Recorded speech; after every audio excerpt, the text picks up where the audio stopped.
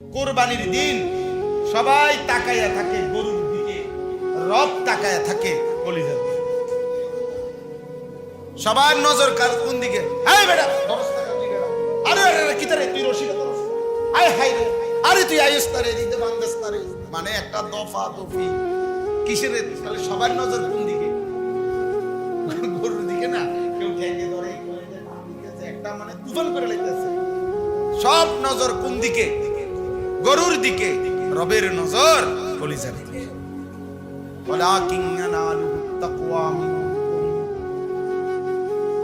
রব্বুল আলামিন বলে, বান্দা আমি তাকওয়া চাই, আমি গোশত চাই না, তুমি নাও। ফাকুলু মিনহা, তুমি গোশত খাও। ওয়া আতইমুল বাঈসাল ফাকির, অসহায় গরিব দুস্থকেও খাওয়াও। তোমরাই, আমার লাগবে না। আমি শুধু দিল চাই, আমি শুধু মহব্বত চাই, আমি শুধু গুনাহমুক্ত জীবন চাই।